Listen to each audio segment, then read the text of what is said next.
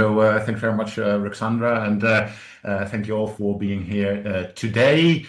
So what I'll do in this presentation is to talk to you about European attitudes to climate change, fairness and action, and it is effectively the conceptual model of the Make It Green theme for the project. Now, it's going quickly actually. Am I missing a slide?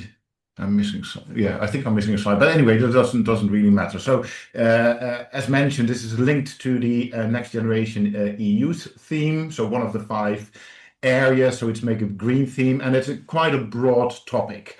So it's linked to lots of different things in policy, like reducing carbon footprint, so the transition to a clean energy, and now it's gone. Yeah, for me too. Trying to see what's going on.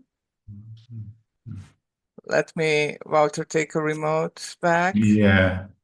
And to see what is happening. Because it also... Let me put it back. Yeah, is it okay?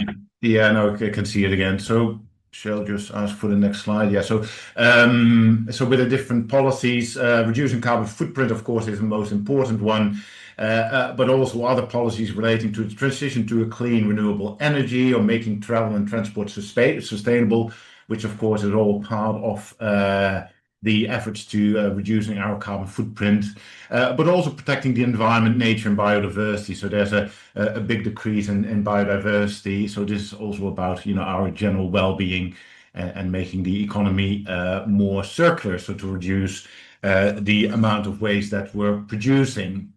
Now, there's lots of different policies and strategies at the EU, but also across other countries, including the Climate Target Plan, the European Green Deal, the EU Forest Strategy, Circular Economy Action Plan, and the Farm to Fork Strategy. So as you can see, it relates to lots of different things. So one of the challenges that we had creating this module is to try to cover as much as possible.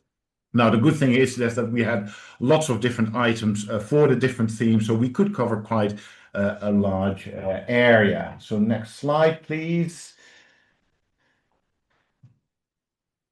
Yeah, go to this one. So this has already been mentioned by Ruxandra, so it's part of the Infra for Next Gen project. There's the 5 Next Gen EU priorities. This is the first theme, so the Make It Green theme. And then what is being done in the Infra for Next Gen project is that we're collecting data through the Kronos infrastructure. So there we had 5 waves across about a 2-year period or 1.5-year period. So it's not really a longitudinal survey, but it's more, let's say, a cross-sectional survey, but then collected across 5 waves so that we had more capacity to collect the data on those 4 topics. So next slide, please. So this is the conceptual model for the Make It Green theme. So on the right-hand side, you can see the conceptual model for the European Social Survey. So we designed a module on the topic of climate change and energy, and that was fielded in 2016 and 17. Now, they can see a number of different things. So social political values, engagement, beliefs about climate change, concerns about climate change, but also energy security. So often they are seen as competing concerns. There's concepts like personal norms, efficacy, and trust, and they are seen as moderators and mediators. And then on the right-hand side, you can see something that we've labeled energy preferences. That is so that it's about attitudes towards energy supply technologies. So how do people feel about wind energy and nuclear energy, for example? And then also energy demand reduction. So how willing are people to take actions like energy efficiency and energy curtailment, as we label them. Now, on the left-hand side, that's something that has been published in the last couple of years by Kenny et al. And what they did is that they did a bottom-up analysis of all the surveys on climate change and then collated all the items that have been fielded over the last 20 years. So that was an enormous undertaking, but as said, this is a bottom-up approach of looking at what has been asked about. And that is the way they created this classification framework on things like information, beliefs about climate change, threat, worry, and concern, responsibility and action, climate change and the economy. So what are the trade-offs that people are willing to make? And then also public support for climate policies and action and activism. So now what we did for Kronos 3 and Infra for Next Gen is to combine the two models. So we took elements of the both, let's say, classifications and then created a new one. So the next slide. So this is the conceptual model that we ended up with. So you can see it's a similar kind of structure as for the European Social Survey, but then it was added with things from the classification by Kenny and colleagues. So again, on the left-hand side, you can see climate change beliefs. So there's beliefs about the reality of climate change, beliefs about the causes of climate change, and beliefs about the impacts of climate change. Then in the middle, you have perceived threat, worry, and concern. So that's about climate change worry again, but also about wider environmental concern. So how does it compare to other environmental issues? On the right-hand side, again, we have policy support and action, which is about climate relevant behaviors, climate activism, but also about support for different types of climate policies.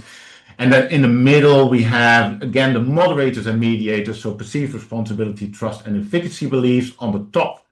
And the bottom, we have something new. So that is something that we haven't seen before in surveys of this scale. So that's about justice and fairness beliefs. So that's something that comes up in conversations, but that hasn't really been covered in large-scale surveys anywhere. So it's about perceived contributions, it's about perceived distributional fairness, but also about perceived procedural fairness.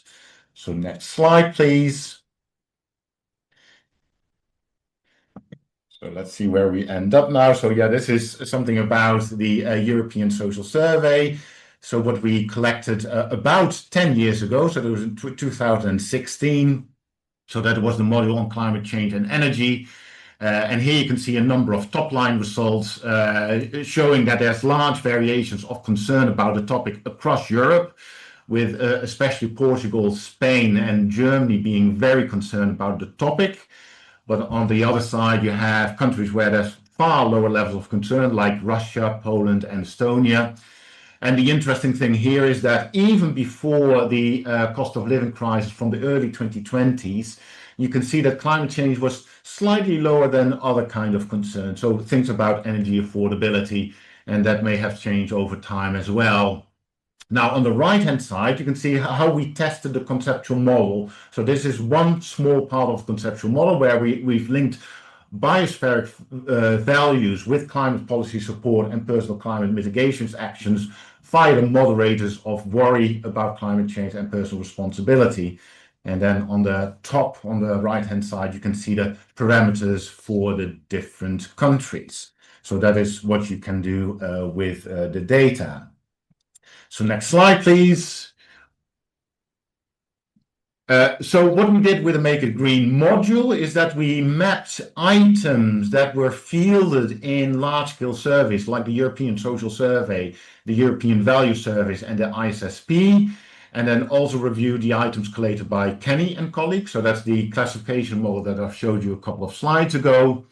And then we also screened a number of additional surveys like the one we've conducted by CARD, so the Centre for Climate Change and Social Transformations, but also the Understanding Society survey in the UK. Now, what we did with the items is that we mapped them and then selected them to correspond to the conceptual model.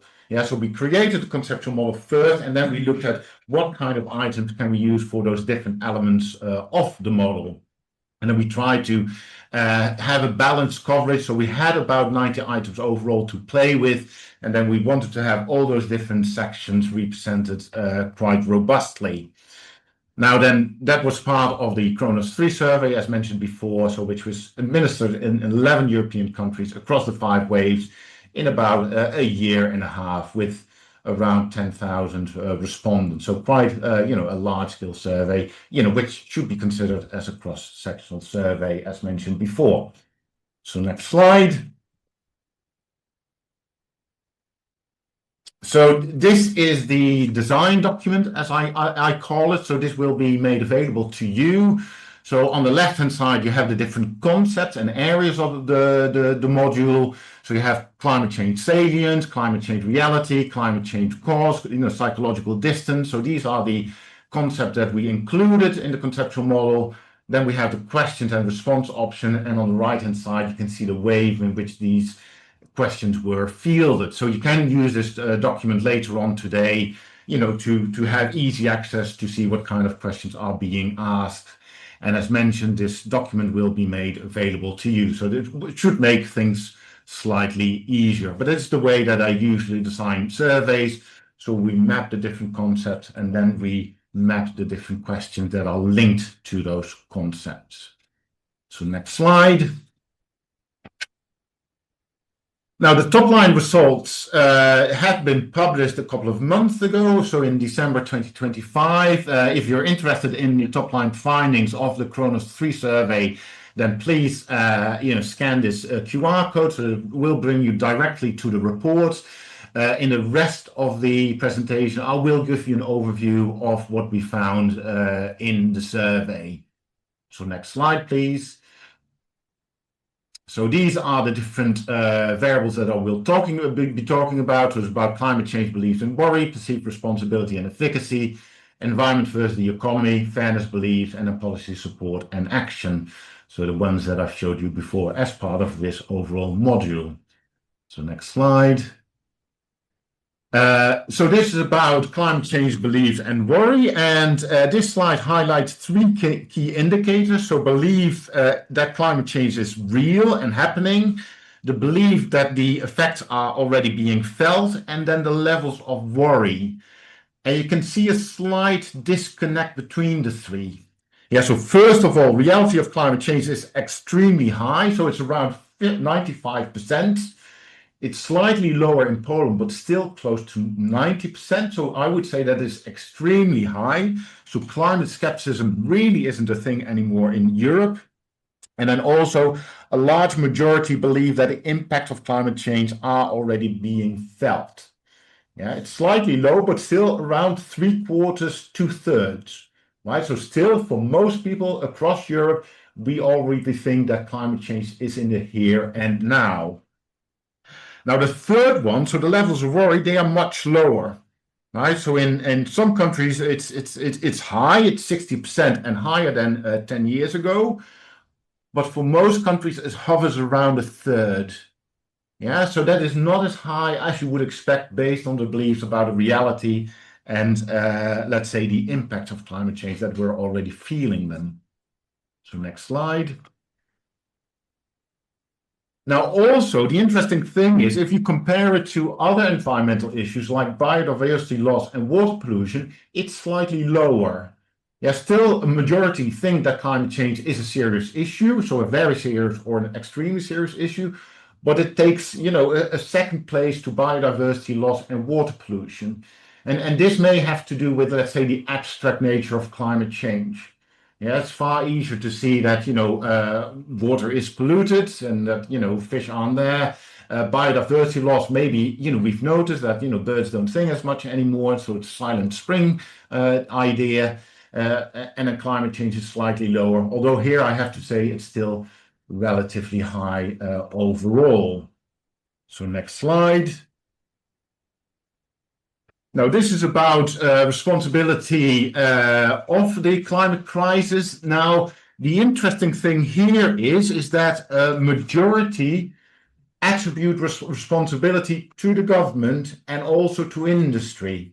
Yeah, so if you ask about the three, government, business, and personal responsibility, then government and business come before personal responsibility.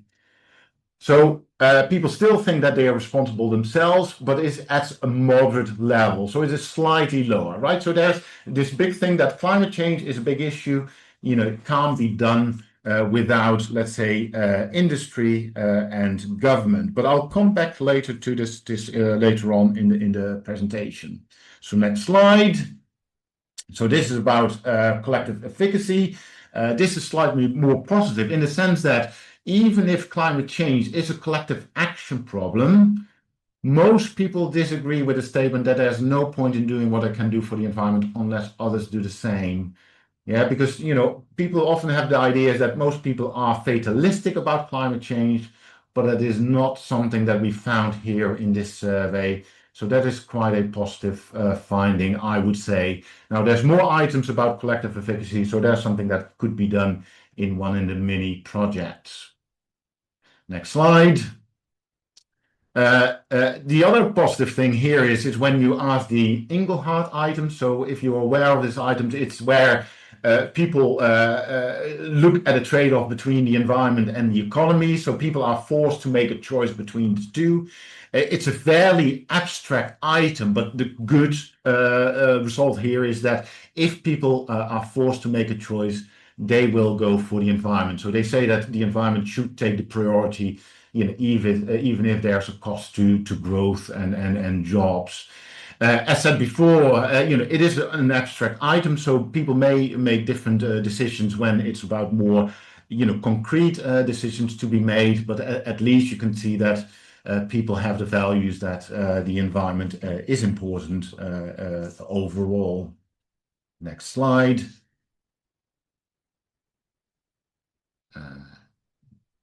See this one, this is about fairness belief. So I think this is one of the more important slides of the presentation because it highlights an important challenge for net zero and climate change policies, which is a perception problem related to fairness. Yeah, so we included these three questions about whether people thought that climate change policies will not be biased, will take into account views of everybody involved, and will give a fair outcome to most people. And here you can see this, that a tiny percentage say that they're confident that this will happen.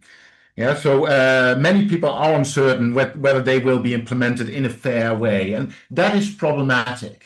Because if people don't think that this can be implemented in a fair way, they may be unwilling or be reluctant to support policies. Again, this is asked in a generic, abstract way, and they're slightly different when we ask them linked to specific policies. But again, you can see that there might be a perception problem. So that is something for policymakers to take into account when formulating policy in this area. Next slide. And here we're coming back to perceived responsibility. So here there's again a fairness gap in how responsibility and action are perceived. So many people believe, as said, that governments and businesses and industries should take the lead, but they don't feel that government and businesses are doing their fair share.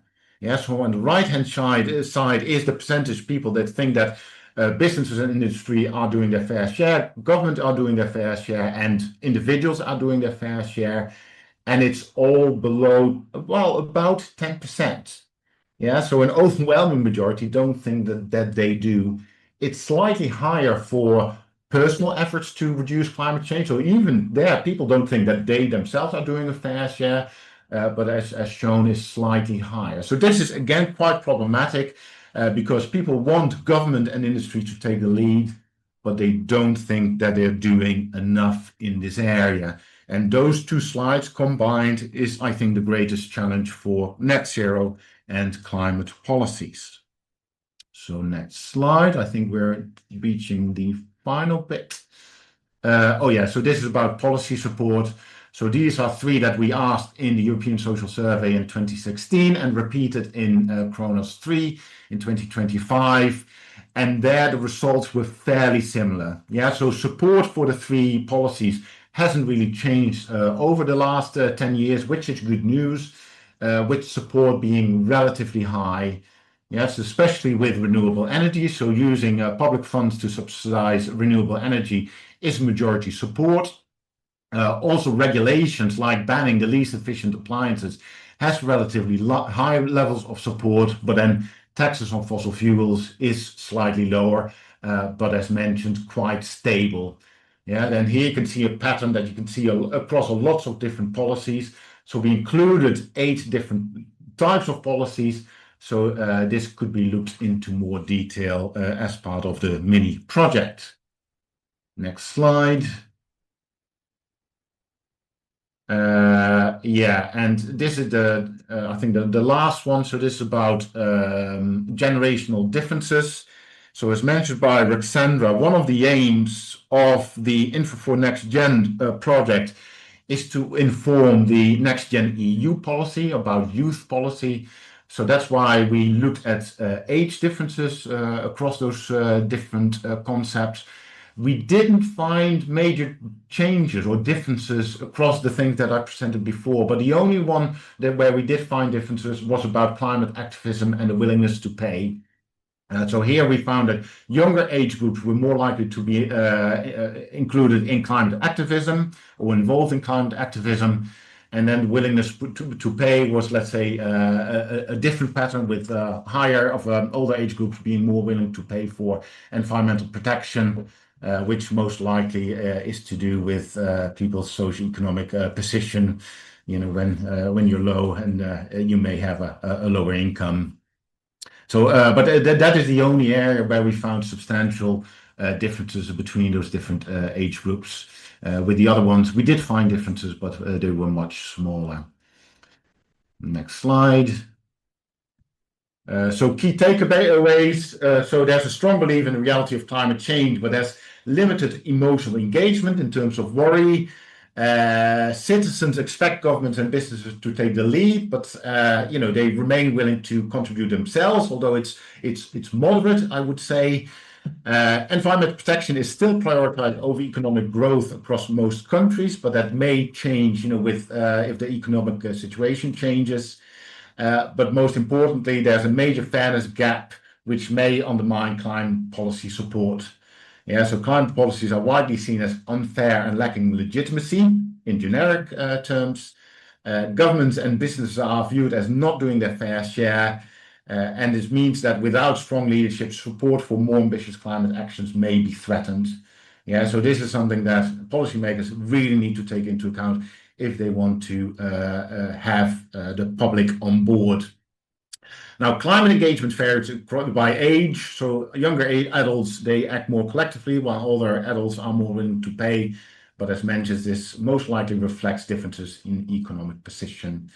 And that's it for me today. So Jochen Vauer, thanks very much.